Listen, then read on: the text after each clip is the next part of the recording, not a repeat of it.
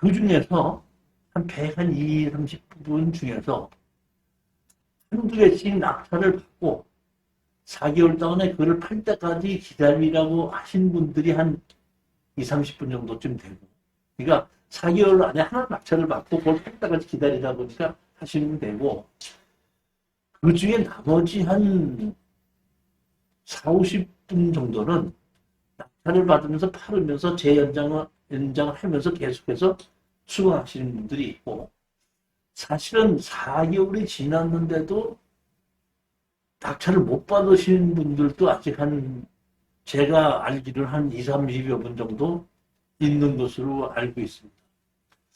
그 중에서, 그 100몇십만 원 중에 1년 동안 한 것 중에서 낙찰을 잘 못 받아가지고 그 잔금 내는 것을 포기한 사람이 한 사람이 있고, 또 한 분은 아직까지 팔지를 못한 분이 한 분 있어요. 그리고 두 분이 이제 실패를 했다고만 할 수 있는 것인데, 그 중에 그 실패한 것 중에 하나는 보면은 토지 건물 지분으로 4분의 1 지분으로 나왔거든요.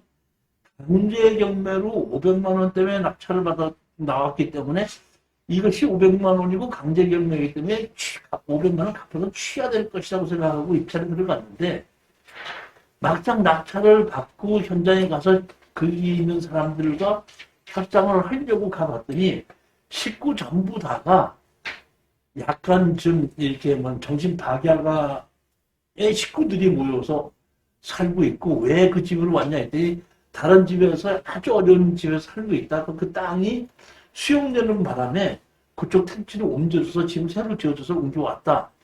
이렇게 하는 바람에 도저히 그 정신박약자들을 상대로 해가지고 소송할 수도 없고 협상할 수도 없다 보니까, 그때 제가 알고 있기로는 230만 원 정도를 제가 잔금 내는 걸 포기하신 분이 우리 수강생 중에 한 분이 있었어요. 그 다음에 또 하나는 통영에 이제 낙찰을 받은 것이 있는데, 막상 제가 그 문을 잠고 나서 가보지를 못했는데, 이번에 그 현장 답사 가면서 한번 가봤더니, 문을 따고 들어가 봤더니 쓰레기가 산터름처럼 쌓여. 온 집안에 다. 그래갖고 그 쓰레기만 치워내는데 한 3차례 있잖아요. 그만 치워냈는데도.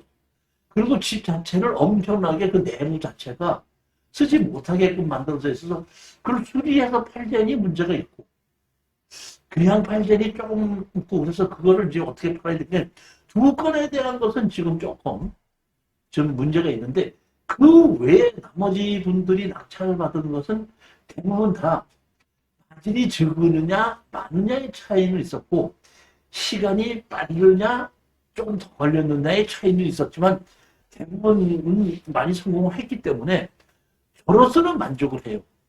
하지만 한편으로 생각하면 이럴 수 있어요.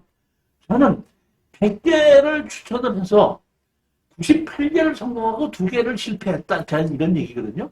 그러니까 저의 입장에서 보면, 야, 2%를 실패하고 98%를 성공했으니까 나는 성공한 게 아니냐. 이거는 내 얘기고,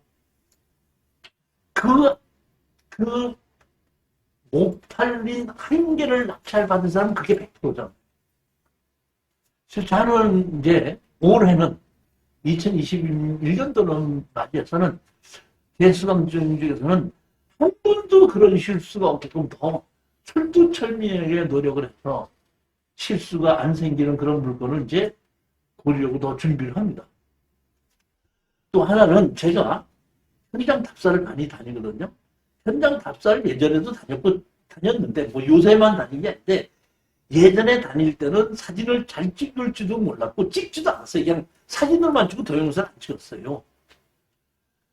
했었는데, 지금은 제가 라이브를 하다 보니까 동영상 찍은 걸 편집할 줄도 알고 자막도 넣을 줄 알고, 또 오랫동안 동영상을 찍다 보니까 동영상 찍는 것도 실력이 늘더라고요. 그래서 제가 올해는 3월달 정도서부터는 제가 이 동영상 찍는 거를 완전히 연습하고 편집하고 완전히 한다 그러면은, 이 동영상을 찍은 걸 가지고 동영상을 틀어가면서 고리 분석을 해드릴 그런 거를 한번 좀 강의도 해보려고 준비를 하고 있습니다.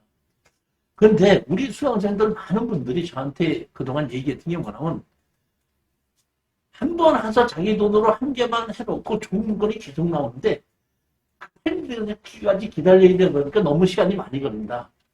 웬만하면 공투를 좀 했으면 어떻겠습니까? 이렇게 해서 2021년도에는 제가 정식으로 공투반을 만들려고 합니다. 제가 법인이 지금 이게 일반 법인이 하나가 있거든요.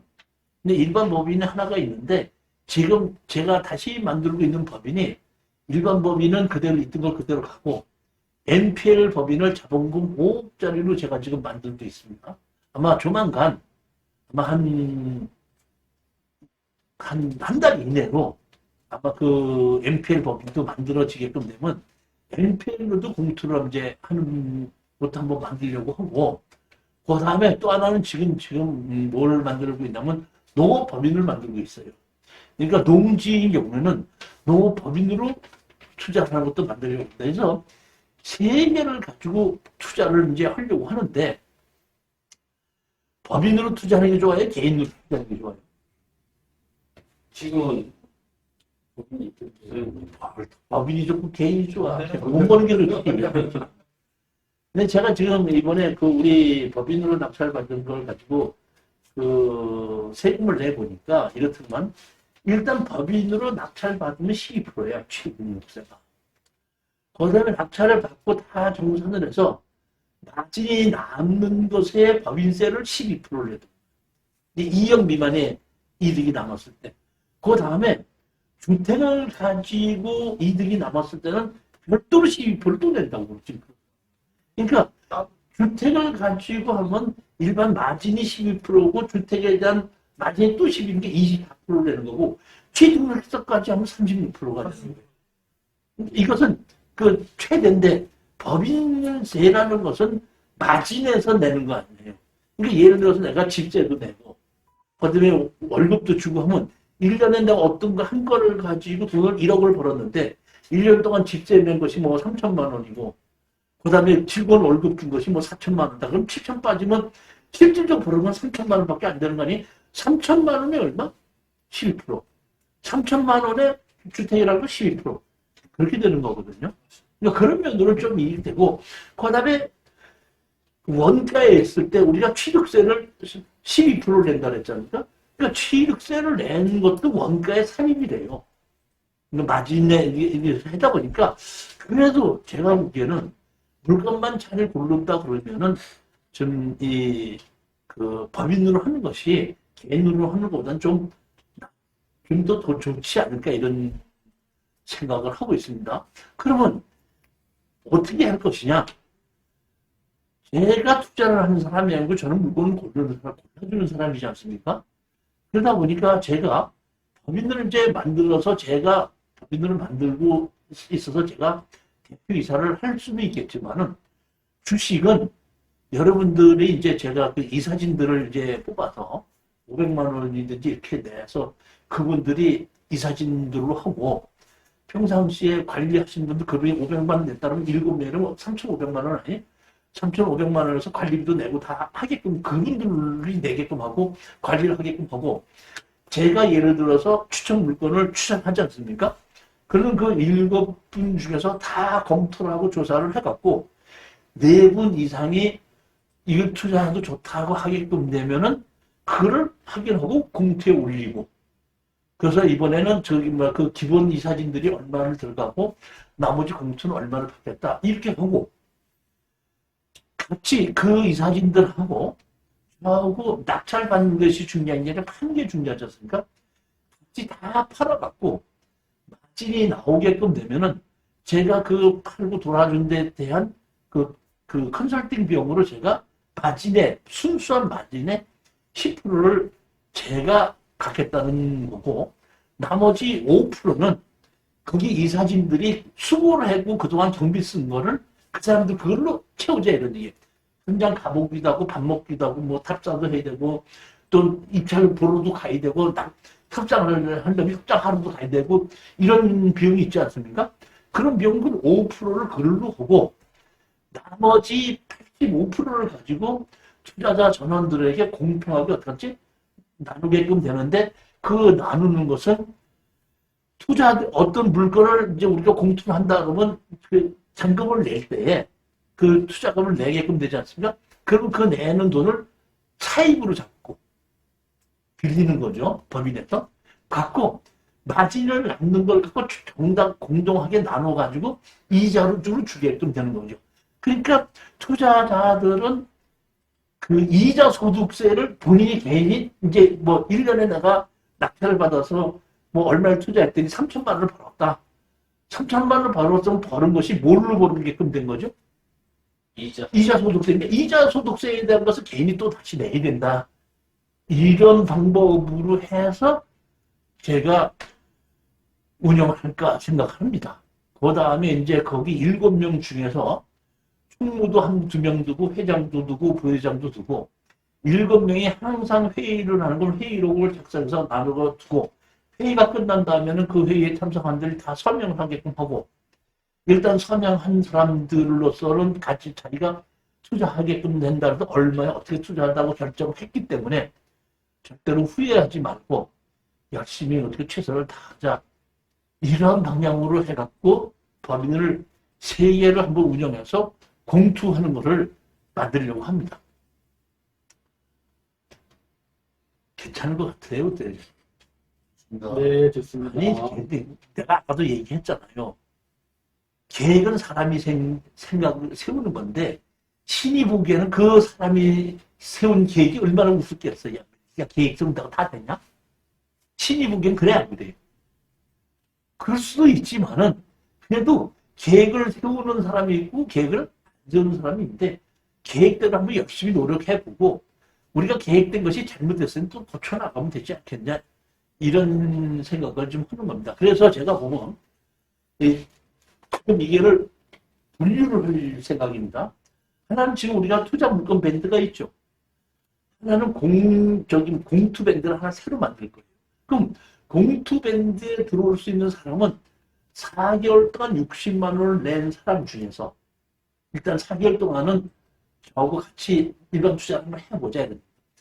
해본 사람 중에서 내가 어느 정도 이제 이종실이가 골라주는 물건도 이해도 하고 내가 그 돈이 얼마큼 되겠다 안 되겠다 내가 자신 있다 하시는 분들은 이제 공투 반대로 옮겨가는 거죠. 그럼 제가 한 달에 이제 지금 4개월 동안 얼마 받죠? 그러면 4개월 지나면 또 얼마 받죠? 그러면 1년이면 얼마를 받죠? 180만 받는데 그렇게 받아서는 공투는 안 될 거기 때문에 4개월이 끝나고 나신 분들은 공투 밴드로 옮겨가게끔 되면 그분들에게는 1년 동안에 100만 원을 받고 공투로 그냥 다 참석할 수 있게끔 하고 공투로 참석하려고 공투로 제가 올리는 물건은 반드시 현장을 가서 탑산해서 모든 것을 동영상으로 다 찍고 제가 거기에 대한 것을 권리 분석을 하고 올려놓고 투자하실 분들은 제 얘기를 듣고 강의를 듣고 투자를 할 것인지 말 것인지를 본인이 결정하게끔 하겠다. 즉 다시 말하면 공투반은 4개월이 끝나고 난 다음에 오시는 분들인데 그건 추천 물건으로 받는 것이 아니라 연회비로 받아서 공투 물건을 해주겠다 이런 얘기입니다. 추천 물건 따로 있고 공투 물건 따로 있고 두 개로 생기는 거죠. 근데 이제 제가 생각하기에는 대부분의 이제 그거를 인원을 제한을 두려고 그래요. 다시 말하면 추천 물건도 이제 일정 제가 생각하기에는 한 80명에서 100명 선 정도쯤 되면은 더 이상 받지 않고 공투 물건도 반도 제가 보기에는 그 사람이 뭐 일정 이상 되면은 받지 않고 한 사람이 빠져나가면 받는 걸로 해가지고 계속해서 사람을 늘리지는 않겠다는 뜻입니다. 인원을 많이 늘려가지고 제가 그 사람들 수강료를 제가 받는 것을 가지고서는 수익을 올리는 것이 아니라 낙찰을 받은 걸 가지고 가능한 한 팔아서 수익을 올리는 방향으로 좀 바꿔가려고 올해는 그런 방향으로 가려고 그러고 저도 이제 좀 그 나이도 좀 있기 때문에 뭐 모든 사람들이 우리 수강생들이 저한테 제일 많이 선물해 주는 게 뭔지 아세요? 홍삼정. 홍삼액은 상당히 많아서 1년 내내 먹어도 돼. 그러니까 나를 보고 네가 건강해야지 나한테 돈 벌었다지 해줄 거 아니냐. 이제 이런 얘기인데 강의를 많이 하는 것보다는 이제 웬만한 강의는 동영상으로 다 돌리게끔 하고 이제는 추천 물건들은 낙찰 받는 걸로 하고 낙찰 받고 나면은 그 우리 낙찰 받은 그 공투 임원들하고 같이 해결하러 다닐 거야. 그렇게 해서 수익을 좀 놓치는 방향으로 그렇게 하려고 생각을 지금 하고 있습니다. 그렇지만 나는 공투 안 하고 나 혼자서 개인이 혼자서 하겠다 그러면은 공투방으로 오지 않고 그냥 개인적인 투자 현재처럼 투자 물건을 하는 것은 그대로 또 할 거거든요. 그대로 할 예정이니까 본인이 그냥 잘 판단해서 하셔도 아무 문제가 없고 하여튼 계획은 그렇게 잡아서 하고 있어서 이 공투방에는 제가 현장 답사를 가서 이거는 공투를 하면 좋겠다 하는 것은 반드시 동영상 촬영을 해서 공투방에 올리겠다 이제 이런 거죠. 그리고 그거는 그 실전 투자 물건을 해주는 걸로 한 것이 아니라 그냥 그 회비를 받아서 운영을 하겠다. 1년에 제가 보면 100만 원 받는다 그러면 한 달에 한 8만 원 꼴 정도 받는 거예요. 8만 원 꼴 정도 받는 건데 제가 이 공투방에 올리는 물건은 제가 전부 다 100% 현장 답사를 가보는 것이 조건이고 그다음에 낙찰을 받으면 뒤처리하는 것도 제가 거의 같이 참석하는 걸 원칙으로 하기 때문에 제가 보기에는 그런 정도를 제가 그 수익이 그러니까 대지자가 움직일 수가 있는 경비가 좀 되기 때문에 제가 한 달을 내가 움직이려고 할 때 기본 경비가 들어가는 게 있지 않습니까? 그런 정도만 들어간다면 그렇게 한번 해볼까 이런 생각은 하고 있습니다. 그래서 그것이 언제부터 시작할 거냐 그러면 구정을 지나고 그 내년 3월 달서부터는 한번 그렇게 해볼까 이런 생각 중이고 그 안에 제가 동영상 찍는 거나 그다음에 편집하는 거나 이런 걸 좀 더 열심히 해가지고 뭐 저한테 직접 강의를 듣지 않더라도 편집해 놓은 동영상 올려놓은 것만 봐도 이 물건이 돈이 되겠다 안 되겠다 하는 것을 판별할 수 있을 정도까지 만들어 보려고 그러는데 지금도 제가 동영상 찍고 편집하면서도 이렇게 느끼는 게 내가 이걸 좀 더 이렇게 찍어야 되는데 이렇게 찍어야 되는데 그래서 많이 좀 고쳐나가고 있는데 그 한 몇 달 전보다는 지금 제가 보면 확실히 제가 찍는 것도 편집하는 실력도 좀 늘었는데 한 2개월만 더 하게끔 되면 더 실력이 좀 더 늘지 않을까 이런 생각 중입니다. 그 다음에 저기 잠깐 얘기했는데 이제 앞으로 이제 보면은 그 2월 달서부터는 매월 넷째 주 금요일 날은 현장 답사를 같이 다니는 걸로. 이 현장 답사 예전에 현장 답사는 제가 미리 다 가서 조사해보고 거기만 갔었는데 이제는 그렇지 않고 한 번도 나도 가보지 않은 물건을 골라갖고 처음서부터 옆집 가서 물어보고 이장한테 물어보고 동해 가서 물어보고 건축가 가서 물어보고 하는 걸 전부 다 같이 하는 그런 그 현장 답사를 이제 하려고 하고 제가 판단하기에는 아직까지 제주도도 상당히 그 투자 물건이 좋다 이렇게 생각하기 때문에 두 달에 한 번 정도는 그 제주도 물건을 답사를 하려고 그러는데 원래 이제 그 두 번째, 네 번째 짝수 그 첫 번째 그 금요일 날 갔다가 토요일 날 오는 걸로 이제 계획을 잡았었는데 이번 만약의 경우에 2월 초에 그것이 안 된다 그러면 둘째 주나 세 번째 주로 바꿔서라도 한번 제주도를 한번 가볼까 생각 중입니다. 코로나만 큰 문제가 아니라면 그런 생각도 가고 코로나만 큰 문제가 아니라면 여러분하고 같이 현장 답사를 가서 현장 답사에서 어떤 인식으로 어떻게 조사를 해야지 되는지 그런 걸 한번 좀 같이 한 그런 과정도 늘리려고 합니다. 그러니까 가진 제 얘기는 뭐냐면 정규 과정은 가능한 한 동영상으로 돌리겠다는 얘기고 실질적으로 투자와 가서 현장 조사하는 거와 낙찰받고 뒷처리하는 거를 좀 더 강화시키겠다 이런 얘기고 그 명수도 그 뭐 들어오는 사람도 없다 이렇게 얘기하면 할 말이 없겠지만은 어느 정도 그 명수 이상이 된다 그러면 제가 보기에는 이 정도 이상 넘으면 문제가 있다 이렇게 생각할 때는 더 이상 저희가 보면 수강생을 받지 않고 그러니까 3월 달서부터는 수강생을 딱 받지 않고 그냥 현재에 이제 등록 안 하고 빠져나가는 사람이 있으면 채우고 그 빠져나가는 사람이 없으면은 다 채우지 않고 그냥 가는 걸로 그런 방향으로 지금 바꿔 나가려고 합니다. 그러니까 지금은 돈 내는 것이 하나밖에 없었는데 지금 두 개가 되는데 하나는 추천 물건 강의를 듣는 것이 하나고 하나는 저기 공투 물건 하는데 저기 회비를 내는 겁니다.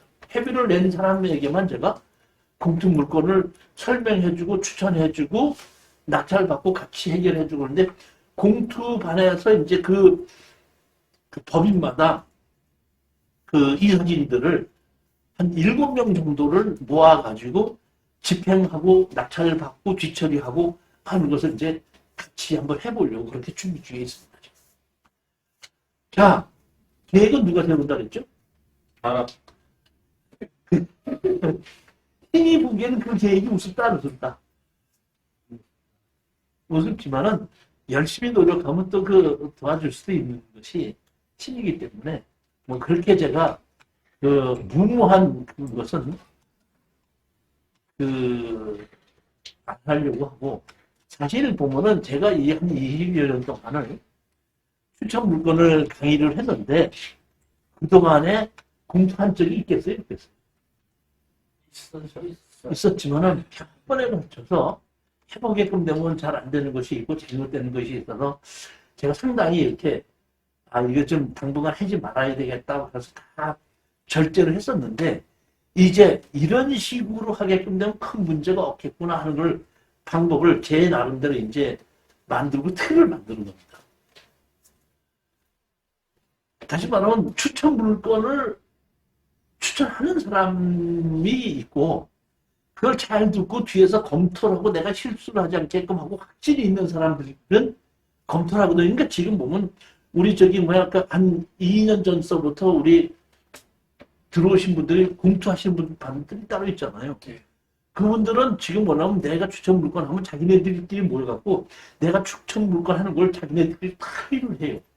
그 경험이 그렇게 있다 보니까 그렇게 해서 그 중에서 처음에 한 1년 동안은 맨날 같이 떨어지고 뭐 잘못하고 그러더니 한 1년 지나고 나서부터 가격도 정확하게 쓰고 입찰에 들어가게끔 되면 돈이 나와. 이번에도 정말 구리 거 하나 그 2억 3천인가 주고 낙찰을 받았거든요. 그 토지 전체 내가 건물 일부 했는데 건물 일부 한 것을 500만 원 주고 맞춰 샀어요. 그리고 2억 3,800인가 해서 500만 원 주고 사고 2억 3천, 그러니까 2억 4천 얼마가 됐는데 바로 지금 한 6개월 만에 파는 것이 3억 얼마를 받아서 그 이제 제 법인 갖고 샀거든요. 그래갖고 나보고 이제 뭐 얼마나 하라고 그래. 내가 그 마진이 얼마나 남은지도 모르는데 혹시 법인세를 얼마나 뛰냐 했더니 뭐 얼마 남긴 남았어? 별로 안 남았어. 별로 안 남은 게 얼마인데 했더니 1억 1,400 남았으라고 그랬더래. 1억 1,400 남았는데 별로 안 남았대. 그럴 정도로 된다? 실력이 있고 한 1년만 지나면 내가 추천해준 물건을 가지고 어떻게 하면 돈 번다는 것을 깨닫게 되는 거고 가격도 정확하게 쓰는데 사실 1년 동안 맨날 가서 떨어지고 말았어요. 한 1년 지나고 나니까 정확하게 찍더라. 지금. 그래서 제가 이런 정도로 이제 한 1년 정도 지나신 분들이 이렇게 했다 보니까 저한테 지금 뭐 하게끔 되면 한 1년, 2년, 3, 4년 지나신 분들 몇 분이 있거든요. 그분들을 모시고 이제 같이 이사진들로 해서 제가 추천하는 물건들을 그분들이 검토를 한번 해보고 가격도 얼마 쓰면 얼마가 남겠다는 것도 검토해보고 아까도 잠깐 말씀드렸지만은 내가 단독 공차를 했다고 해서 가격 쓴 걸 후회하지 말고 내가 1,000만 원 차이로 떨어졌다고 해도 가격 후회하지 말자. 그러니까 가격을 얼마에 써서 낙찰을 받느냐고 가격을 정확히 결정할 수 있는 것이 그 사람이 어때요? 경매 고수입니다. 높게 써서 낙찰을 받지 못할 것이 없고 욕심을 내서 낮게 써갖고 어떻게 낙찰을 못 받는 거예요. 낙찰을 받으면서 낮은 남는 가격이 얼마냐.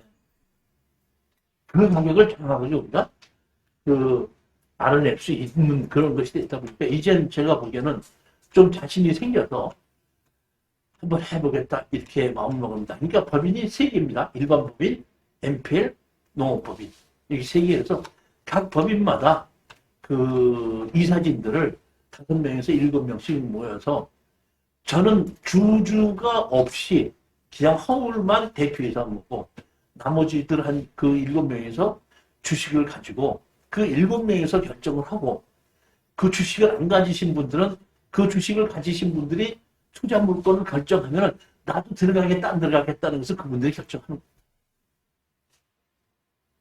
안 사장님 어떻게 되는 거세요? 그건 또 좋다고 얘기만 하는 거 아니고 이건 좋다고 생각하는 말고 우리 나사장님 어떻게 되는 거예요? 투자가 500 정도.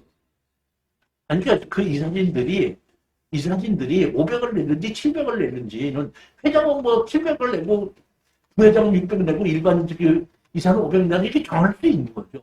그렇지만 그 이사진들로 해서 자본금으로 설정을 해갖고 시작하겠다는 거예요. 그거는. 그래서 그분들이 전적으로 하고 그 회사를 운영하는데 회사를 운영하는 비용을 마진의 5%를 회사를 운영하는 비용을 띄워주게끔 만듭니다. 그렇게 하고 그 운영진이 아닌 사람들도 투자를 하겠다고 받아준다. 받아주고 그 사람들에게는 이자 소득으로 들었다 마진에서 띄워주게끔 그렇게 하겠다. 이런 얘기. 계획이 그렇다는 얘기. 제가 보기에는 우리 지금 저기 투자 물건에 지금 보면 한 27명인가 128명이 되는데 제가 보면 그거를 100명으로 줄이려고 그래요. 더 이상 받지 않고 줄이려고 그러고 지금 우리 공투 밴드 제가 말하면 동영상 밴드가 한 650명이 되는데 그 중에서 회비 내는 사람들로 해가지고 한 80명에서 100명으로 된다 출연내려고 지금 합니다. 그러니까 정확하게 나는 있으면서 저기 회비를 내고 공투를 내가 1년 동안에 몇 개를 하겠다. 이렇게 하신 분들을 출연내서 약 100명, 100명을 양쪽으로 만들어가지고 공투 밴드와 일반 그 투자 물건으로 해갖고 이끌어 나가고 거기서 그 빠져나가서 사람이 자리가 있을 때는 채우고 자리가 없을 때는 더 채우지 않고 지금 120 몇 명이 있는 것은 그 3월 달까지 줄지 않으면은 더 이상 이제는 그 수강생을 받지 않고 줄여나가겠다. 이런 생각을 하고 있어요. 그러니까 무한정으로 받아봐야 제가 그분들에게 돈을 벌 수 있게끔 물건을 해줄 수 있는 상태가 아니기 때문에 조금 이제는 이걸 한계를 둬야 되겠다. 이런 생각을 가지게 된 겁니다. 자, 그러면 오늘의 이제 얘기는 여기까지 끝내고 정식으로 이제 강의 한번 시작을 하도록 하겠습니다. 28페이지 보시겠습니다. 따라서 최종적으로 봐야 되는 것은 지방자치단체 조례도 봐야지 된다 그랬죠. 우리는 그 토지를 개발하는 사람은 조례를 아주 열심히 잘 봐야 돼요. 조례를 봐야 되는 건 필수거든요. 그렇기 때문에 저 같은 경우에는 지방자치법규 정보 시스템이라는 이런 홈페이지가 있거든요. 여기를 들어가서 이제 그 각 지방단체의 홈페이지도 있는데 글로 들어가서 홈페이지를 찾아 들어가도 조례를 들어가도 되는데 지방자치법규 정보 시스템 가서 여기서 어느 지방이 어디로 이름 쳐서 들어가도 나오기 때문에 저 같은 경우는 이걸로 쳐서 들어갑니다. 자치법규 검색 이렇게 해가지고 여기 보면은 제가 보면 여기 나왔죠? 경기도, 용인시. 여기 보면 경기도 용인시. 그 다음에 뭐야? 법규명에서 제일 먼저 제가 알아야 된다는 지 그 법규명을 알아야 된다 그랬죠? 여러분들이 알아야 되는 건 여기 보면 두 개입니다. 하나는 건축법규, 하나는 도시계획. 그러니까 건축법규를 법 조례를 찾아 들어가신지 도시계획 조례를 찾아 들어가든지 두 개는 반드시 해야 되는 거. 그건 기본이고 주차장 법규라든지 정화조 법규라든지 뭐 이런 것은 자기가 봐도 되고 안 봐도 되는데 건축법하고 도시계획 조례하고는 반드시 봐야 됩니다. 그래서 여기 검토하기 위해서 검색하기 하고 클릭을 하지 않습니까? 그럼 어떡한다? 이런 식으로 뜨게끔 되는데 건축 조례 하게끔 되면은 조례 중에서 건축이 들어간 건 다 떠요. 용인시 건축조례, 용인시 건축조례 시행규칙, 용인시 건축물 관리 제설 및 제방 책임에 관한 조례, 폐지, 용인시 건축민원 자원봉사 상담센터이 모니터인데 이건 뭐다? 폐지됐다는 얘기고 용인시 녹색 건축물 이렇게 나오면 여기서 우리가 봐야 될 건 뭐죠? 용인시 건축조례죠. 그러니까 용인시 건축조례 이걸 다시 클릭을 하는 겁니다. 다시 클릭을 하게끔 되면 용인시 건축조례가 이렇게 나오지 않습니까? 그 용인시 건축조례 보면 여기에 대한 것이 총칙에서부터 쭉 나온 걸 보면 대지와 도로의 관계, 용도 지역에 있어서 지을 수 있는 건축물, 그다음에 건폐율과 용적률 얼마로 한다. 뭐 이런 것이 어떤다? 조례로 다 나와 있다. 반드시 이렇게 우리는 자 정리할 제일 먼저 하려면 주소부터 알아야 된다. 주소를 알고 나면 뭐 본다? 네? 도시계획 도시계획 확인서 본다. 그 다음에 뭘 본다? 스마트 국토정보 보고 경계를 본다. 그 두 개를 보고 나면 그 다음에 법제처를 찾아가서 법을 본다. 국토의 계획과 이용에 관한 법률을 보고 그 다음에 뭘 봐야?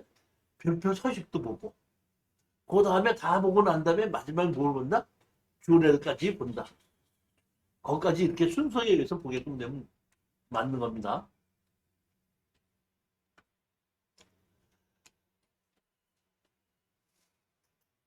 (32페이지) 보시겠습니다. 이번에는 조례까지 봤죠. 근데 우리는 뭐도 봐야 되냐면 항공사진도 봐야 되죠. 이 사장님 항공사진 봐 안 봐? 그죠? 네. 수원에 가서 봐? 집에서 봐? 수원에 가서 봅니다. 아, 수원에 가서 봐? 근데 실력 있는 사람은 집에서 따면 국토정보 플랫폼이라는 것이 있어갖고 집에서도 옛날 항공사진을 볼 수 있습니다. 근데 여기 아셔야 될 것은 옛날 항공사진을 가지고 제출해서 인정을 받으려면은 똑같은 항공사진이라도 국토정보지리원에서 도장을 찍힌 거는 인정이 되는데 그러니까 그거 안 찍혀갖고 내가 그냥 한 것은 인정을 안 해줍니다. 그러니까 우리는 집에서 볼 때는 옛날에 봤더니 이런 것이 있었나 없었나만 확인해보고 있었다는 거를 확인이 되면은 아 내가 제출하기 위해서는 수원에 있는 국토지리정보원에서 띄워달라고 해서 된다? 제출하면 된다는 얘기예요. 근데 봤더니 아예 없다. 그럼 가봐도 없으니까 가볼 필요도 없다. 그러니까 우리는 항공사진도 어쩐다? 중요하게 사용해야 될 것이 많은데 건물이 언제 지어져 있느냐, 산소가 언제서부터 있었느냐. 1988년 이전서부터 농지에 불법으로 건물이 지어진 것은 양성화를 시켜줄 수 있다 이런 것이 있거든요. 보면은 그러니까 이게 1986년도에 집이 지어졌는데 여기 보게끔 되면은 이렇게 집이 지어져 있었으니까 이걸 어떤다? 양성화를 좀 시켜주십시오 하게끔 되면은 거기에 절차에 의해서 양상을 시켜주기도 한다. 그렇지 않고 최근에 어떻게 한다? 그 불법으로 그거를 졌다 안 된대요. 뭐라 이렇게 된 겁니다. 그러니까 그런 것을 국토정보 플랫폼이라는 곳에서 볼 수가 있는데 제 실력으로는 못 보겠더라고요. 그래서 제가 그거를 가지고 볼 수 있는 걸 열심히 연구하려고 막 하다가 아니다. 이거는 내가 이거를 갖고 연구해서 한 달을 연구해봐야 여러분들한테 가르쳐줘봐야 써먹지도 못하는 거 할 필요 없다. 그냥 이런 게 있다는 것만 알면 되는 거고 저는 이거를 그러니까 이거를 가지고 제가 집에서 들어가서 항공사진을 못 봤습니다. 제가 부여에 있는 집을 무허가 건물을 낙찰을 받았습니다. 낙찰을 받아서 그걸 넘겨받았거든요. 넘겨받았고 놓고 제가 건축설계 사무실에 갔어요. 갖고 이 건물을 어떻게 양성화 시켜달라. 그랬더니 언제 이게 88년 이전에만 항공사진이면 됩니다. 그러길래 내가 내가 저기 뭐야 그 항공사진 띄워다 드리겠습니다. 했더니 아이 띄울 거 없어요. 제가 저기 항공사진 봤는데요. 왜? 어떻게? 아니 이렇게 보면 됩니다. 어떻게 보는데? 그랬더니 국토정보 플랫폼을 이렇게 들어가면서 이렇게 치면 되는 거야. 그 건축설계 사무실도 옛날 그 항공사진 딱 치고 깜짝 놀랐어요. 이게 수원에 있는 국토지리정보원이 아니라 이런 국토정보 플랫폼에서 이렇게 보는구나 하는 걸 내가 알았거든요. 알아갖고 내가 집에 와서 국토정보 플랫폼 갖고 이걸 갖고 들어가려 봤더니 뭐 항공사진 이런 게 나오고 뭐 비행기가 나오고 뭐가 나오고 보면 이렇게 보면 비행기가 나오죠. 그 비행기에서 찍은 거야 이게 위치. 나는 이 비행기 찾아갖고 내가 원하는 지역 해갖고 연도별로 해서 나는 못 찾겠다. 내 머리 갖고는 안 되겠다. 그렇지만 얘 보면 지금 젊으신 분들은 빠르신 분들이 다 하더라. 그러니까 집에서 국토정보 플랫폼이라는 걸 이용해서 옛날 항공사진도 볼 수 있더라. 이들이.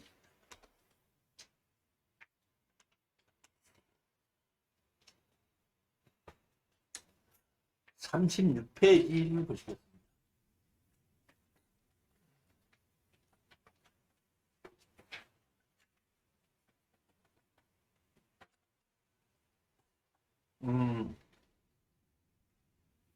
우리가 토지 이용계획 확인을 쓰게끔 되면 문화재 보호지역이 나오죠.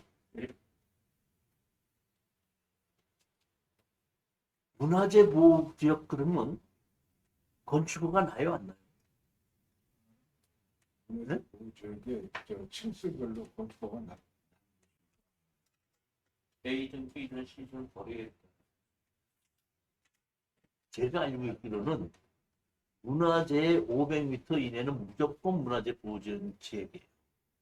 근데 문화재 보호지역이라고 하더라도 그 문화재를 보호하는데 관계가 없으면 규제사항이 없습니다. 그렇지만 문화재를 보호하는데 관계가 있을 때는 된다? 규제를 한다. 예를 들어 볼게요. 요새 첨성대 가봤어요?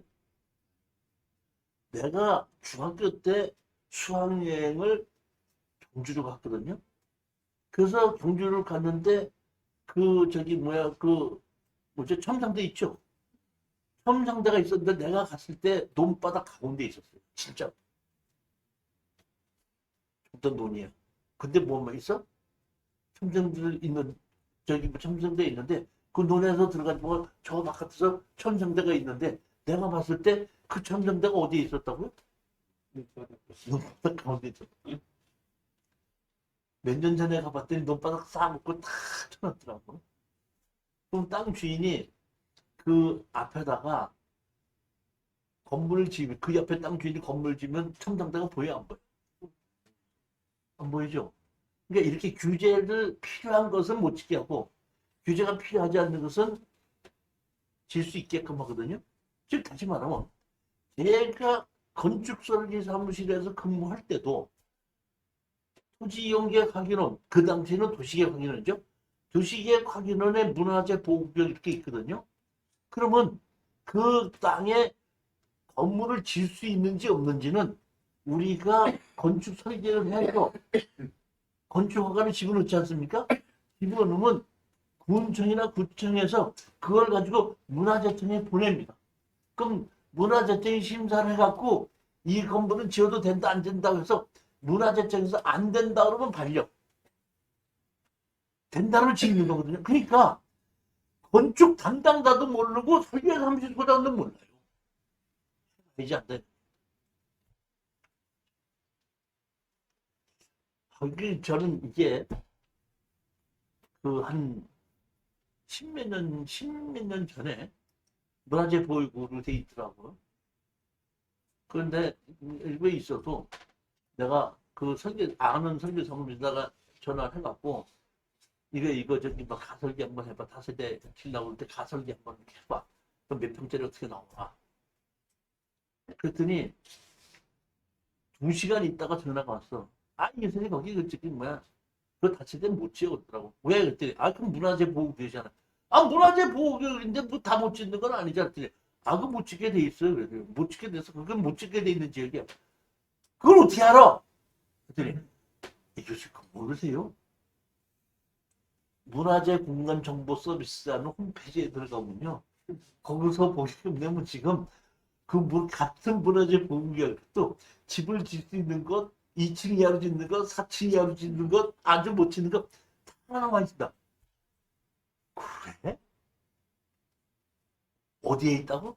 문화재 공간 정보 서비스로 홈페이지 있습니다. 들어가 봤습니다. 이런 홈페이지가 있는 거예요. 이거 문화재 공간 정보 서비스로 그러는데 이 홈페이지가 나오지 않습니까? 문화재 이게 보전 관리 진화도 해갖고 요걸 갖다가 어떻게 한다? 클릭을 하게끔 되면은 이런 것이 나옵니다. 바로. 그럼 여기 뭐가 나오죠? 바로 가기 가는데 이것도 좀 화면이 좀 바뀌었습니다. 바뀌었어도 화면이 좀 바뀌어서 순서는 같아요. 문화보증은 바로 가기 나오죠? 바로 가기 나오면은 거기에 보면 여기 보면 무슨 읍 이렇게 치지 않습니까? 무슨 읍 치면 여기 뭐야? 궁평리 이렇게 치죠. 그러면 궁평리 검색하게 되면 대한민국에 있는 궁평리는 다 나와요. 그러면 화성시에 있는 궁평리 몇 번째 이렇게 치게끔 되면은 거기에 대한 것이 나오게끔 됩니다. 보면 그러면 서산시 궁평리 성실하고 나왔지만 여기가 나왔잖아요. 이렇게 나왔잖아요. 그럼 거기를 다시 어떤다? 규제 정보를 가지고 규제 정보 있죠. 그걸 가지고 클릭을 해갖고 이게 보면 영역을 원형을 하다 보면 거기가 어떤다? 이렇게 그 문화재를 중심으로 해서 문화재 몇 구역 이렇게 나오게끔 됩니다. 그럼 그걸 가지고 다시 어떤다? 클릭을 하게끔 되면은 경기도 화성시 서신면 궁평리 317전 경기도 화성시 서신 궁평리 347 경기도 화성시 서신 궁평리 해갖고 여기에 보면 화성시 도시계획조례에 관한 법 및 최종 공통사항 해갖고 제4구역 해갖고 기존 건축물은 기존 법비에서 재개축을 허용함. 건축물의 최고 높이 옥탑계 성질은 기타 이와 유사한 것을 포함함. 위험물 자산 뭐 이런 게 해서 제4구역이기 때문에 어떤 걸 얼만큼 지을 수 있다는 것이 딱 어떻게 한다? 이제는 나온다는 게 여기서 보게끔 되면 크게 보면 건축물을 건축하려는 자는 지방자치단체의 규정에 의한다 이런 뜻은 건물을 못 짓게 하는 건 없다 이런 얘기입니다. 그렇지만 문화재를 가지고 문화재의 근처에 가서 깊은 땅을 굴착을 한다든지 소음을 나게끔 그러니까 소음에서 흔들리게끔 한다든지 이런 것만 조심을 하게끔 되면 건물에 대한 규제 자체는 없다 이런 것이 제일 약한 겁니다. 그러니까 문화재를 가지고 앞에 땅을 너무 깊이 파가지고 물이 나온다든지 뭐 이렇게 해서 그 집안을 훼손하지 않게 한다든지 큰 소리를 내고 흐르지 않게끔 한다 하면은 그것만 안 하면은 어떡한다? 건물을 얼마든지 짓는 것 자체는 20층을 짓든지 30층을 짓든지 기와집을 짓든지 관계하지 않는다가 있고 그 다음에 보면은 2층 이상의 16m 이상을 지면 안 되고 그 밑에까지만 질 수 있다. 이런 규제가 나오는 게 있고 어떤 경우에는 무조건 아무것도 뭐야? 못 짓는다. 이렇게 나오는 것이 있다는 얘기. 그러니까 그런 것을 우리가 이 문화재 형상병력 허가 대상구역 그다음에 뭐야? 문화재 보호구역이 있거든요. 형상병력 허가 대상구역이나 문화재 보호구역이나 똑같이 문화재 보호법에 의해서 규제를 하는 거거든요. 그러니까 문화재 보호구역은 40년 전에 만들어진 거고 현상변경 허가 대상구역은 제가 알기로 한 15년 전에 만들어진 거예요. 여기서 현상변경 허가 대상구역과 문화재 보호구역의 차이를 간단하게만 설명드릴게요. 문화재 보호구역은 조금 아까처럼 건물을 짓는 것에 대한 규제예요. 16층 이하로 지어야 된다.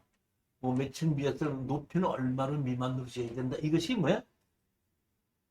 문화재 보호구역.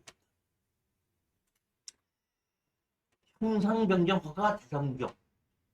생긴 모양을 변경시키는 건물을 짓는 것이 아니라 생긴 모양을 변경시키는 행위를 얘기합니다.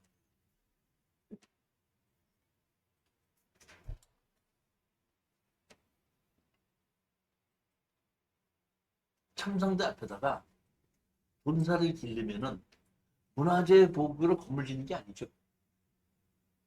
문화재 보호구역은 건물을 짓는 걸 규제하는 거죠. 근데 돈사를 지면은 규제를 해 못해. 할 수도 건물이 아니니까 규제를 못하는 거예요. 근데 거기 첨성대 앞에다가 돼지를 한 200마리 길러. 이거를 둬야 돼, 없애야 돼. 규제를 해야 돼. 하니까 늘 못하게 하겠죠. 그러다 보니까 그 후에 만들어진 것이 현상변경 허가 대상구역이다. 그러니까 다시 말하면 건물만 못 짓게 하는 것이 아니라 그 문화재 안에다가 간판을 세운다든지 나무를 씌워낸다든지 오물을 쌓아놓는다든지 무슨 불쾌를 한다든지 간판을 세운다든지 이런 거 전부 다 가축을 기른다든지 이런 거 자체를 못하게끔 다시 말하면 그 문화재 주변에 현상을 변경시키는 행위, 생재 있는 데서 변경시키는 행위를 못하게끔 하는 것이 현상변경 허가 대상구역은 그런 건물 짓는 것 말고 다른 것에 대한 것을 규제를 하는 것이고 문화재 보호구역이라는 것은 건물을 짓는 것에 대한 규제다. 그러다 보니까 그 10한 몇 년 전에 제가 알기로는 10년 전, 10한 4, 5년 전 2, 3년 전에 현상변경 허가 대상구역이라는 게 생겨서 문화재 보호구역 500m 안에는 나무를 심는 거, 물건을 쌓아두는 거, 간판을 세우는 거, 오물을 추적하게끔 하는 거, 깊이 굴착을 하는 거, 이런 거 잡다. 그 다음에 가축을 기르는 거, 이런 거 전부 다를 허가를 받고, 문화재청은 허가를 받고 하게끔 했습니다. 그렇기 때문에 시골에서도 현상변경 허가 대상구역에서 마음대로 가축 못 기릅니다. 문화재청 허가를 받아야 됩니다.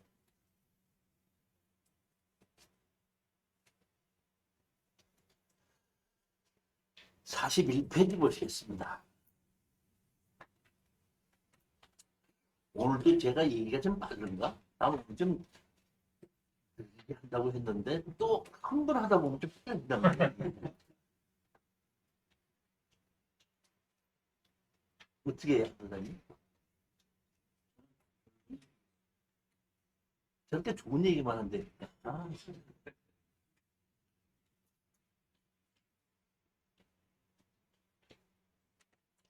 우리가 어떤 부동산을 투자하는 데 있어서 건물이 지어지면은 제일 먼저 건축물 관리대장이 만들어집니다.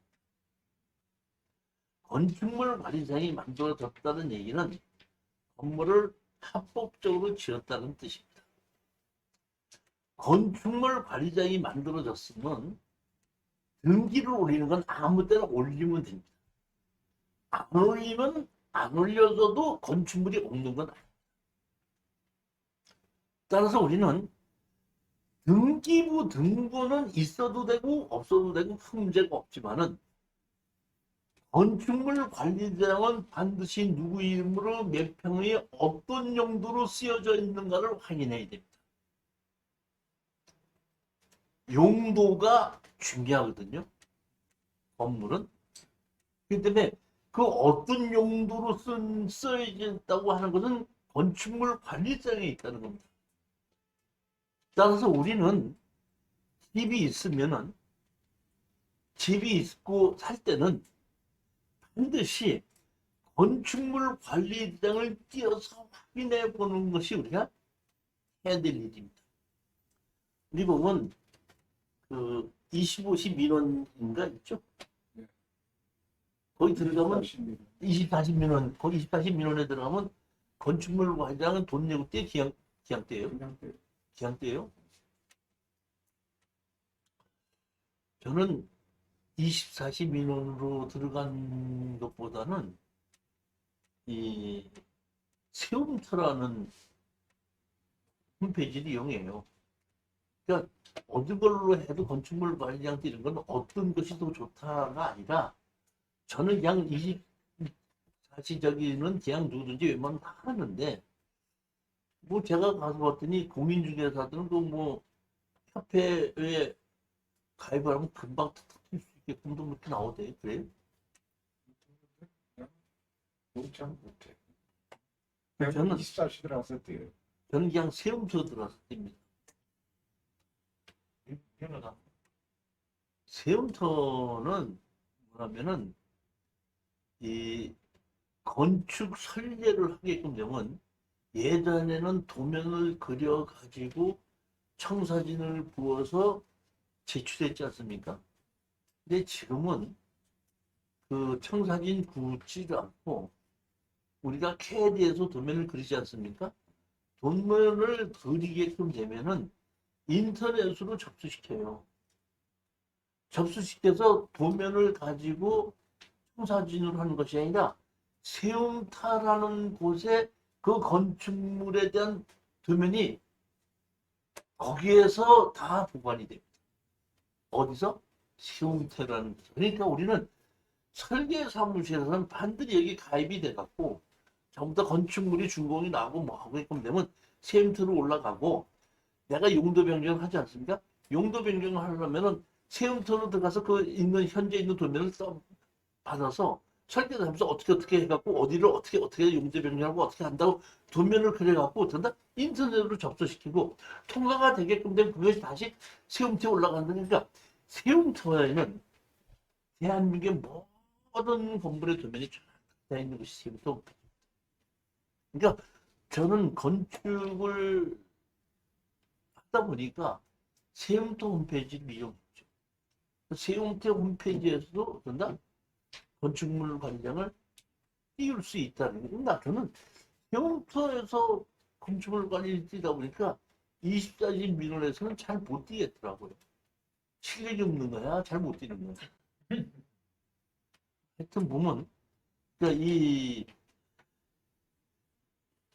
가장 중요한 것은 특수경매에서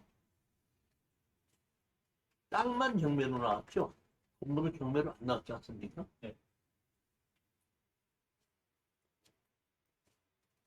왜 땅만 경매로 나왔는지 이유를 정확하게 알아야지 그 후에 내가 땅을 낙찰을 받았을 때 그 건물 주인을 상대로 어떤 식으로 처리할 수 있다는 것이 결론이 지어지기 때문에 건축물 관리장이 띄어서 언제 누구 이름으로 용도는 뭘로 어떻게 됐는지를 반드시 확인해 봐야 됩니다. 땅 주인과 건물 주인이 다른 것이 가장 좋고 땅 주인과 건물 주인이 같았는데 감정평가사가 건축물에 있는 건물은 없고 전혀 다른 건물이 있다. 그러니까 건축물 관리장이 있긴 있는데 건축물 관리대장과 현존하는 건물이 다르다. 이런 것도 많이 있거든요. 그냥 왜 땅만 경매로 나오고 건물은 경매로 나오지 않았는가를 이유를 정확하게 파악하는데 제일 먼저 시작이 뭐예요? 건축물 관리 대장을 띄어서 확인하는 겁니다. 건축물 관리장이 있을 수도 있고 없을 수도 있겠죠. 건축물 관리장이 없으면은 법정지상권이 인정이 돼야 안 돼요. 이성희 사장님. 네. 건축물 관리장이 없으면 법정지상권이 인정이 돼야 안 돼요. 우리 어저께 삼척에 가서 뭐 건축물 관리장 없고 등기등본 없잖아요. 네. 그럼 법정지상권이 인정이 돼야 안 돼요. 있는데 저렇게 틀린 얘기를 싫어서.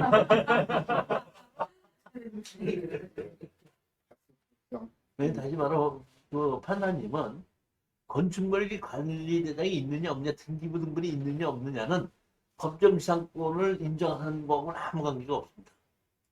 판사님 뭐냐면 건축물 관리장이 없어도 등기부 등본이 없어도 건물의 주인은 있어 없어? 있죠. 땅 주인과 건축물 관리장이 없어도 그 건물의 주인이 같았었다고 그러면은 법정지상권을 인정합니다.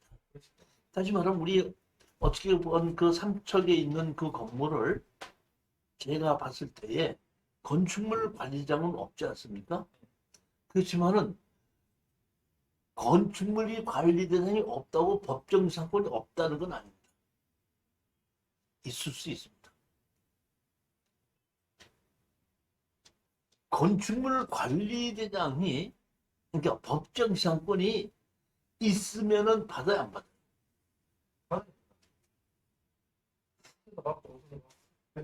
돈이 돼요. 돈이 되는 너는 그냥 막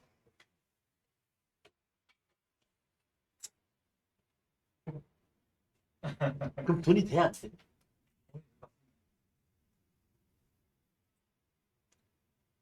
법정지상권이 있는지 없는지는 우리는 봐야 되겠지만 법정지상권이 있어도 건물 주인이 법정지상권을 주장을 해서 판사님 이렇게 됐으니까 이게 내가 법정지상권이 있지 않습니까? 하고 판사님한테 법정지상권이 있다는 것을 입증을 하면은 판사님은 법정지상권이 있는지 없는지를 판단하고 법정지상권 있네 이렇게 판단해 주지만은 법정지상권이 있어도 법정지상권이 있는 모든 것을 준비해서 판사님한테 갖다 주지 않으면 판사님이 조사해서 법정지상권이 있다고 하지는 않습니다. 이해하십니까? 즉 보면 제가 보기에는 90% 이상 법정지상권이 있는 건물로 저는 봅니다. 사실은. 근데 법정지상권을 입증을 할 만큼 실력이 있는 사람이면은 공매가 그런 식으로 나오게끔 안 만드네. 좀 더 다른 방법을 쓸 수 있는데 제가 보기에는 그럴 수도 있다 이렇게 보는 겁니다. 그럼 우리 가서 저기 그 맨 마지막에 가서 본 게 그 바닷가에 가서 본 그 빌딩이 있죠. 땅 주인과 건물 주인이 달랐지 않습니까? 근데 제가 보기에는 법정지상권이 있어요. 있는 걸로는 봤습니다. 근데 그 한번 떨어질 걸로 봤는데 2월 1일인데 떨어질 걸로 보고 어떻게 추려놨다가 우리가 어저께 2월 3일이었나? 네. 2월 1일 날 집행되는 것을 다른 사람이 낙찰을 받은 걸 내가 2월 3일 날 보러 가지 않으니까 웃기는 거야? 안 웃기는 거야?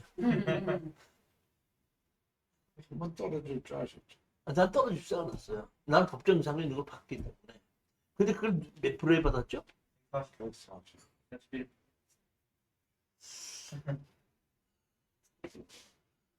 그러니까 지금 특수 경매에 하는 방법을 정확하게 숙지하지 않고 건물이 있는데 그냥 땅만 낙찰 받으면 돈이 된다고 해갖고 그냥 질러서 받는 분이 있는데 제가 보기엔 그 법정지상권이 있지 않습니까?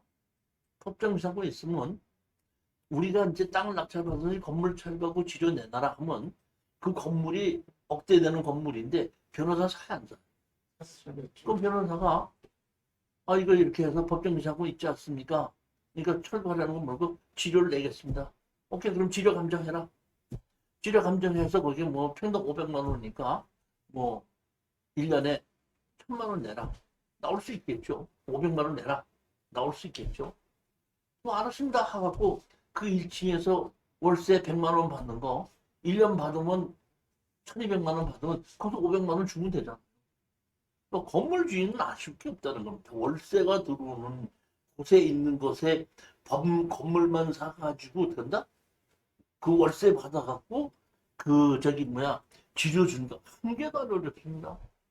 그렇기 때문에 법정 지상권 있는데 월세가 나오는 것이 건물만 땅이 아니고 건물만 나왔을 때는 반가기 때문에 사갖고 들어가서 낙찰 받아요. 무슨 얘기 이해가십니까? 지금 우리 가서 본 게 나는 그렇게 판단했기 때문에 떨어질 거라고 본 거예요. 나는 근데 그거를 140%에 받아가지고 감정가에서 치료를 받아봐야 제가 보기에는 그 건물 주인이 땅 사겠다고 하지 않고 치료 주겠다 그래. 그렇다면 근데 제가 우리 가서 본 그 삼척의 것은 시골에 가는 사람들은 월세 10만 원씩만 준다고 하더라도 이것을 오늘 내일 주는 것이 아니라 자기가 죽을 때까지 줘야 되는 거지. 거기 살 때까지 부담이 있어갖고 어떻게든지 그거를 해결합니다. 제 경우를 보면 자기 죽을 때까지 그 매월 10만 원씩 내야 된다는 것은 많아서가 아니라 죽을 때까지 10만 원씩 내야 된다는 것은 상당히 부담스럽잖아요. 그 자기 자식들도 된다? 가면 그대로 10만 원 줘야 된다는 얘기야. 월세가 치료가 10만 원이라고 가정한다고 하더라도 그렇기 때문에 그건 어떤다? 한다는 뜻입니다. 치료를 주려고 하지. 제 얘기가 맞다는 거야. 내가 그렇게 생각한다는 거야. 제 얘기가 맞다. 세금을 그렇기 때문에 세금인데 아니 그게 이제 거기에 법정 이상권이 있는가 없는가를 보려면 그 등기부등본 토지 등기부등본을 떼어서 폐쇄 등기부등본까지 돼서 옛날 폐쇄 등기부등본을 떼어봐야 되고 항공사진을 보고 그 건물이 언제 지어진지 알아내야 되거든요. 그 알아내갖고 그 언제 지어졌을 때에 땅 주인이 누군지 알아야 되고 그때 그 건물 주인이 누구였었던지는 재산세를 내고 있느냐 아니냐. 재산세를 내고 있지 않다 그러면 그 사람이 그 건물 주인이라는 걸 입증할 수가 없어요. 공적으로. 그러면 법정사건이 입증을 못해요. 실질적으로 주인이라고 하더라도. 근데 제가 보기에는 이 집은 옛날 집인데 보수는 한 것 같아요. 별로 해도 안에는 싹 붙인 것 같아요. 근데 지붕 자체는 옛날 집인 것 같아요. 73년도 이전에 쓴 집. 폐쇄 등기도 쓸까? 폐쇄 등기부등본까지 다 띄어봐야 돼 나중에. 근데 사실 보면 옛날에 폐쇄 등기부등본 띄어보고 법정지상권이 있는가 없나 한참하게 찾아봤는데 한 번도 법정지상권이 있는 걸 샀는데 법정지상권이 있다고 주장하는 사람이 없다 보니까 아예 이제는 법정지상권이 있는지 없는지 알아보지도 않아요. 내가 한 5년 동안을 법정지상권이 있는 걸 다 조사를 해보고 법정지상권이 있으면 잘 안 하다가 한번 사보자 해갖고 했거든요. 샀는데 법정지상권 주장도 안 하더라고요. 또 한 번 사보자. 또 주장을 하고. 그 다음에 한 4, 5년 동안은 법정지상권 있는 걸 샀는데도 건물 주인이 한 번도 법정지상권 주장한 적이 없어. 그 다음서부터는 법정지상권이 있는지 없는지 주소는 안 해.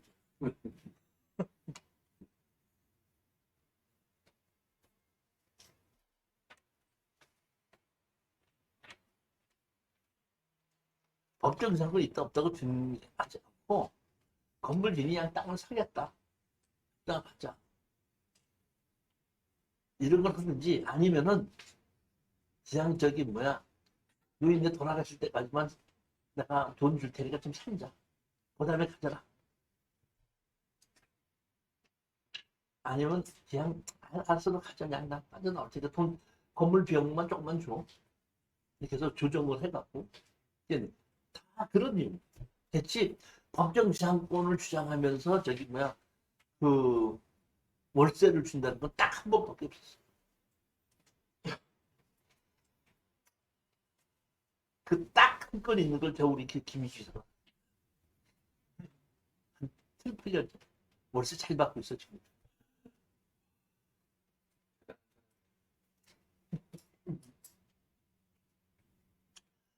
45페이지 보시겠습니다. 이번에 우리 등기부등본도 띄워봐야 되겠죠.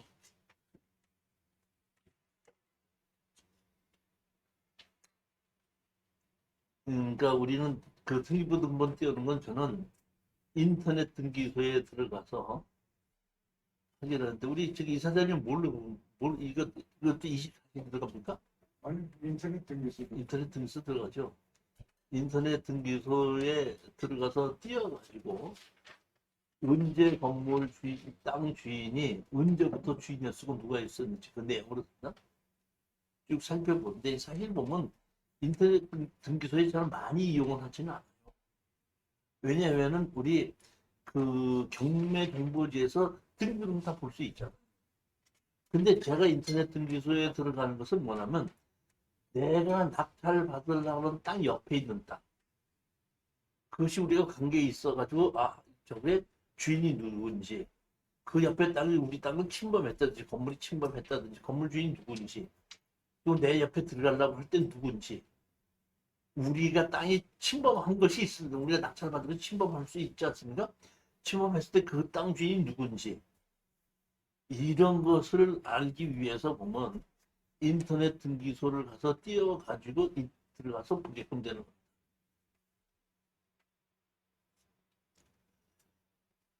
제가 지금까지 설명드린 것은 어떤 부동산을 투자하려고 했을 때에 서류를 전부 다 띄워서 조사하는 것에 대한 것을 종류별로 제가 다 말씀드린 겁니다. 자, 제일 먼저 뭐부터 본다 그랬죠? 토지 연계 확인원 본다. 그 다음에 뭐 본다 그랬죠? 스마트 도정보 본다 그랬죠? 그 다음에 법제처 들어가서 뭐 본다 그랬죠? 법규 본다 그랬죠? 근데 여기서 보면 법제처의 법규 보는데 아까 잠깐 강의를 하다가 잠깐 놓쳤는데 현행법령이 있고 연혁법령이 있다 그랬죠? 연혁법령과 현행법령의 차이가 뭐죠? 옛날에 중국 연혁법령은 아까도 마침에 법이 있는데 현재 법이 있고 입법 예고돼서 바뀌는 것이 있죠. 그러니까 하나의 제목에 법이 이렇게 만들어 놨는데 매월 며칠 이렇게 바뀌는 것이 있죠. 그 바뀐 걸 전부 다를 만들었을 때부터 끝까지 다 있는 것이 연혁법령이죠.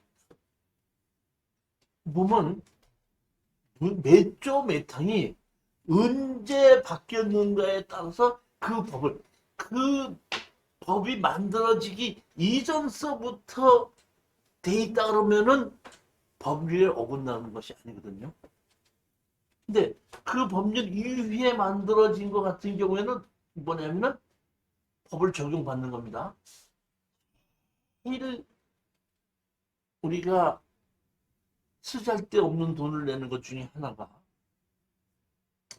농지의 보전 및 이용에 관한 법률에 의해서 농지를 다른 용도로 쓸 때는 어떤다? 농지 전용 허가를 받으라 그랬죠. 농지 전용 허가를 받는데 농지 전용 허가를 받으려면은 대체 농지 조성금이라는 걸 내도록 돼 있는데 처음에 그것이 만들어진 것은 뭐냐면 그 절대 농지와 상대 농지가 있었는데 상대 농지는 대체 농지 조성비 내는 것이 없고 절대 농지만 있었습니다. 쭉 지내고 그걸 돈을 내는 것을 농림축산식품부 장관의 령에 의해서 얼마를 내다 얼마야 된다 이렇게 오다가 이 농어촌에 대한 것을 어떤다 지원해주고 뭘 하려고 하다 보니까 1981년도인가 전두환 정부에서 농지 보전 부담금 해갖고 공시지가의 2%를 내야 된다는 것이 그때 만들어졌거든요. 그러면 자 보십시오. 내가 어떤 땅에 건물을 가지고 땅을 낙찰받고 건물을 내 걸로 만들었습니다. 그런데 먼저 건물의 주인이 건축물 관리대장을 가지고 지목 변경을 해달라고 했으면 되는데 지목 변경을 하지 않았기 때문에 지금까지도 전으로 그대로 돼 있거든요.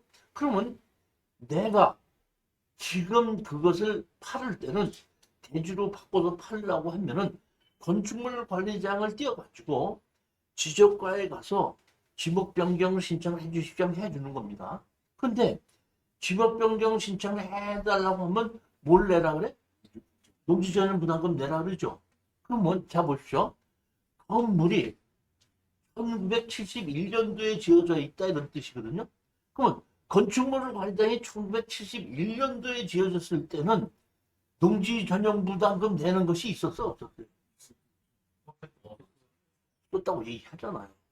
그렇기 때문에 거기서 농지 전용 부담금 내라 하면 행정소송해서 이것은 이렇게 해서 건물은 1971년도에 만들어졌고 농지 전용 부담금 20% 내는 것은 어쩌나 82년도에 만들어졌고 처음에는 절대 농지인 경우에만 대체 농지 조성금을 내게끔 돼 있었는데 그런 법률이 만들어지기 전에 그 건축물 관리장이 있었으니까 이것은 지금의 법을 적용하면 안 되고 건물을 지었을 때 법규를 적용해야 되니까 농지 전용 부담금 내라는 것이 잘못됐지 않느냐 하는 것을 우리가 주장을 해야 되는데 그 근거를 이용하려면 뭘 갖고 이용해야 돼?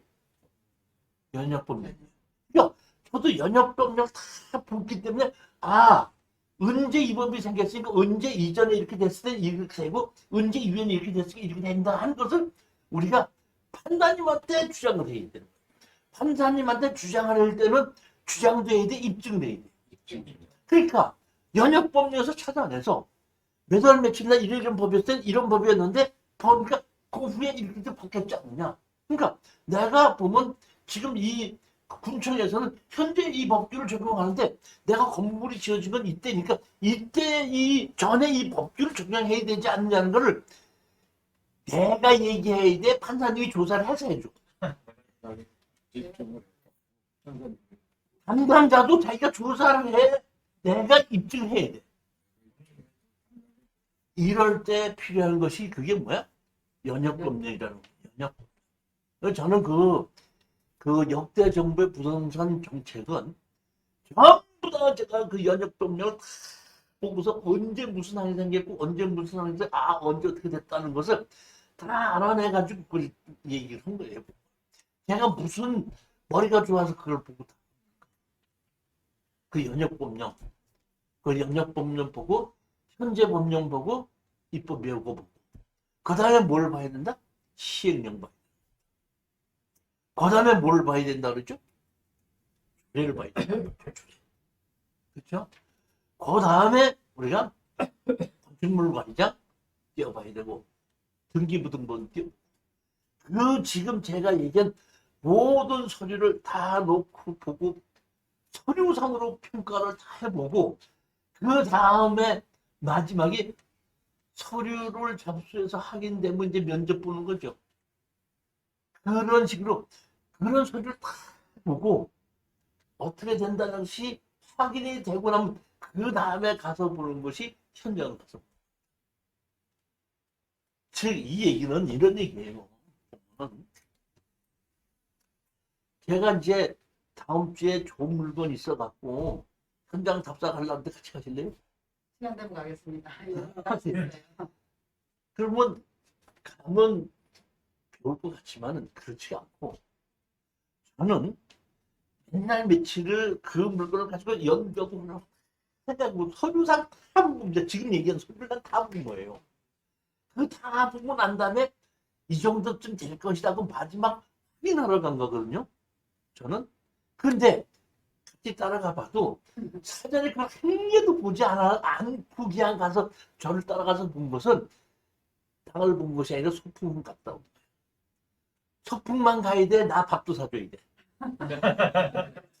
그런 일이 생긴다. 이런 일이. 그러니까 항상 제가 지금 얘기한 거는 보면 어디에 현장을 간다 그러면 가기 전에 내가 만약에 이제 안사님 보고 내일 모레 어디 현장 가려고 한다 그러면 교수님 저기 뭐 가려고 하는 그 사건 번호 문자를 좀 먼저 보내주시면 안 돼요?